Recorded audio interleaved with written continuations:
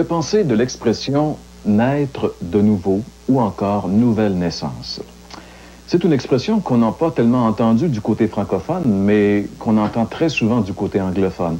Certainement que vous avez dû peut-être lire dans une revue ou peut-être entendre aux nouvelles, à la télévision ou à quelque émission que ce soit, l'expression « Christian born again », les chrétiens nés de nouveau. Et on fait une catégorie de chrétiens bien spéciale, ceux qui se disent nés de nouveau. Mais cette expression, d'où vient-elle et que veut-elle dire vraiment? Eh bien, d'abord, c'est une expression vraiment biblique. Elle nous vient de la Bible, elle nous vient de la bouche même du Seigneur Jésus-Christ. Un jour, alors que Jésus enseignait à Jérusalem, il a fait des miracles et les gens étaient vraiment étonnés. Et parmi ceux qui étaient étonnés, il y avait entre autres un homme qui s'appelle Nicodème, qui était un chef des Juifs, un théologien, un homme religieux, un homme respecté dans sa société. Et il est allé voir Jésus la nuit parce que, bien sûr, il ne voulait pas que les gens voient que lui avait aussi des questions à poser. C'était l'homme qui devait normalement tout savoir. Il est allé voir Jésus et Jésus lui a dit ceci: « Nicodème, tu dois naître de nouveau. » Quelle question! Il était perplexe, comme vous et moi, devant cette interrogation. Qu'est-ce que cela voulait dire, naître de nouveau? Et tout le chapitre de l'Évangile selon Jean est consacré justement à la réponse à cette question.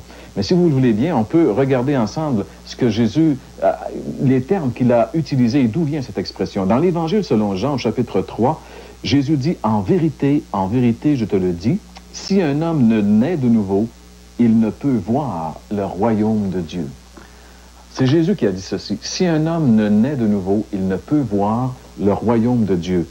La nouvelle naissance est une vérité fondamentale du christianisme.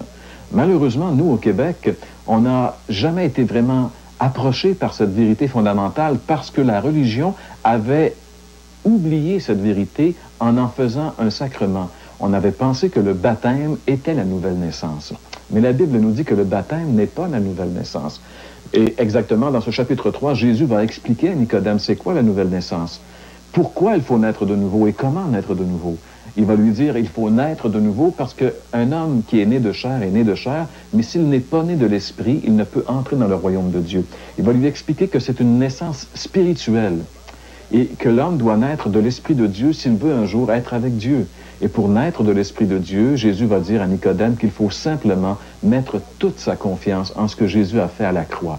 C'est dans ce chapitre 3 qu'on retrouve ce verset merveilleux qui dit « Dieu a tant aimé le monde qu'il a donné son Fils unique afin que quiconque croit en lui ne périsse pas, mais qu'il ait la vie éternelle. » Alors, que penser de l'expression « naître de nouveau », mes chers amis? C'est un ordre de Jésus. Si vous voulez entrer dans le royaume de Dieu, si vous voulez voir le royaume de Dieu, vous devez naître de nouveau en mettant toute votre confiance uniquement et totalement dans la personne et l'œuvre du Seigneur Jésus-Christ.